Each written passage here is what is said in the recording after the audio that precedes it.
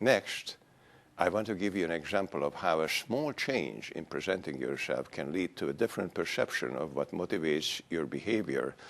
And then we'll discuss how you can learn to feel as an advocate. Now, listening to this example will give you a sense of how different motivation behind your actions will not only affect your prospect's perception of you, but also how you feel about yourself. Imagine yourself standing in a busy corner with a tin cup in your hand asking for a handout. You're a beggar, pleading with people that are passing by to help you out with a quarter or a dime. How do you think those people would see you? And what type of emotions do you think you would trigger in them? You know, chances are good that some would pity you, others would resent you, but none of them would be likely to respect you. And what could you say to those that passed you by without giving you a handout? Please? And what would it feel like to be in that situation?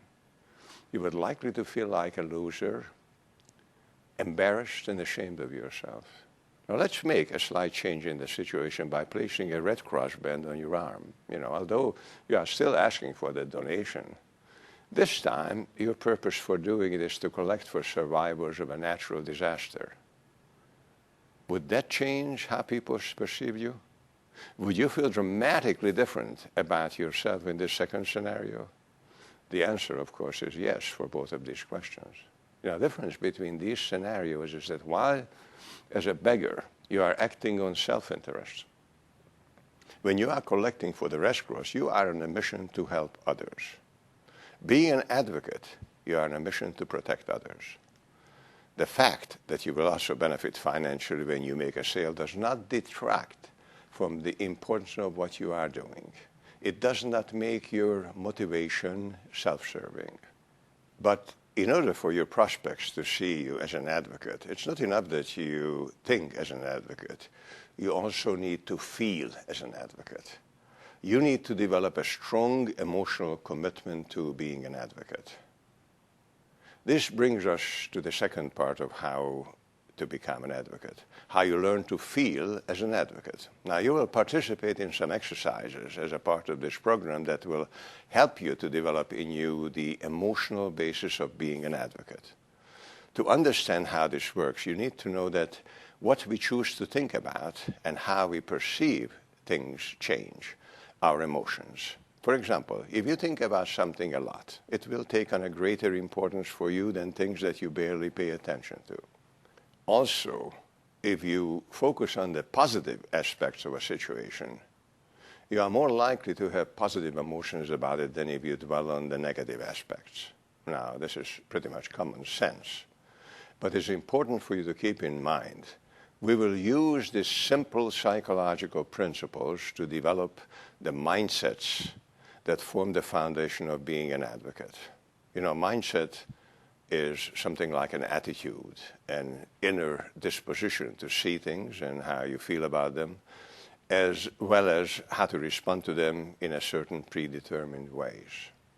The advocacy mindset is about a strong emotional commitment to protecting people and their dependents. It is an emotionally charged belief that your work makes an important difference in people's lives and that what you do may impact those lives for generations to come. You need to feel that not only does your job provide opportunity to speak for dependents, but it is also a moral obligation for you. Take a moment to test yourself. Write down your thoughts about the importance of the contribution you make in people's lives. Then examine your emotions. How strongly do you feel about what you have written? When you think about those beliefs, do you actually feel something? You know, transforming your attitudes and mindsets so that you actually experience them on an emotional level is not difficult if we use the psychological principles I talked about a moment ago. Simply put, the first principle states that whatever you pay attention to grows. And the second principle is that focusing on the positive aspects of a situation generates positive emotions. we use the word formatting to refer to that process that puts these principles to work and helps you to connect with the mission of advocacy at an emotional level. You know, formatting is a metaphor, analogy between two objects or ideas for the process that aims to bring about a mental, emotional transformation in you. We have borrowed the term from the computer lingo, since the process is loosely analogous to transforming a blank floppy disk into a ready-to-use components by configuring it. Now, obviously, your mind, unlike a computer disk, is not an empty slate. You already have values and beliefs which are compatible with the psychology of advocacy. You also have mindsets and habits that are incompatible with it. Formatting will reinforce your compatible mindsets and help you to eliminate those that are not compatible with advocacy. There are two types of formatting exercises. You may format in a group setting and on your own. Now, formatting in a group setting is done with the participation of 6 to 10 agents like yourself. A formatting session is open-ended. It may last from a few minutes to an hour or more. And since formatting is a process, there's no need for advanced preparation of a formatting session. The process itself is simple. Share with each other experiences you may have had that cause you, even for a moment, to connect emotionally with the enormous impact you have on people's lives. Tell your story, whether it's about a death claim or a disability claim, or just a random event that has left you with an increased awareness of the importance of the impact you had on someone else's life. You know, recollecting your story may trigger both thoughts and feelings in you. Well, share them both. But make an attempt to focus on the emotional part of your experience. As you listen to the stories of your associates, ask yourself questions like, how would I feel if I was in that situation? How were people in the story impacted by the agent? What experiences I had that in some way parallel this story?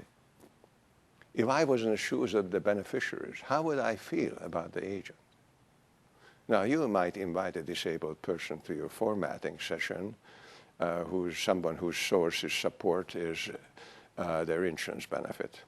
Ask them to tell you their story. Ask them to tell you how they used to think about insurance and insurance agents prior to becoming disabled. It is a powerful experience to hear a first-hand account of the significance of the contribution you make to people's lives. Formatting is a bridge that spans the gap between a simple intellectual acceptance of advocacy concept and a full emotional commitment to the mission of advocacy. It's a process that is designed to energize your belief in your role as an advocate, and it keeps this conviction highly charged all the time. Individual formatting exercises serve the same purpose as the group exercises. You can do these exercises your own at any time of the day. Remember, whatever you pay attention to grows. The more you preoccupy yourself with a thought or focus on a feeling, the more that thought or feeling will dominate your thinking and your emotions. In a broad sense, any time you connect with the idea that you are an advocate with a mission to protect people, you are formatting. Here are some examples of how to go about formatting on your own. 1, write 5 or 6 statements on a card about your beliefs about the importance of insurance and the impact you have on the lives of your clients and their dependents. Place these cards on your desk in front of you so you can review it, glance several times during the day. Replace this card every 2 or 3 weeks with a freshly written set of statements. It will prevent your belief statement from growing stale and losing its effectiveness. 2, each day, write down 3 things that you did that day that may benefit someone in the future. Place this card on your desk so that it will be the first thing that you see in the morning. Begin your day with reading the contributions you have made the previous day and renew your commitment to being an advocate. Now, the Red Cross example shows how even a small change in the way you position yourself may make a major difference in how your prospect perceive you and their attitude towards you. The same change may also have a big impact on your self-perception. In order to position yourself as an advocate, you not only need to change how you think and the words you use, but you also have to change your mindsets and your attitudes towards the job you do. Remember, Dr. Siklai said that a mindset is something like an attitude, an inner disposition to see things and feel about them, as well as to respond to them in a certain predetermined ways. Next, you will have an opportunity to discuss what you've learned, and after that to participate in formatting exercise.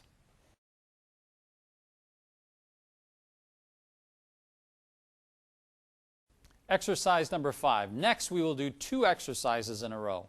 In the first exercise, you will discuss what you've heard in the previous segment and answer some questions. And in the second exercise, you will do a formatting exercise. In exercise part number 1, you'll be asked to discuss with your partner what you've learned in this previous session and answer the following questions. Number 1, what does the Red Cross example teach you about positioning yourself as an advocate? Number 2, what is formatting? Number 3, what psychological principle makes formatting work? Number 4, what do you do in a group formatting exercise? Number 5, what are the individual formatting exercises Dr. Siklai recommends you to do? Number 6, take a moment to test yourself. Write down your thoughts about the importance of the contribution you make to people's lives. Then examine your emotions. How strongly do you feel about what you have written? Now, when you think about those beliefs, do you actually feel something? You can find these questions and the answers to these questions in your handout. You have 20 minutes to complete this exercise.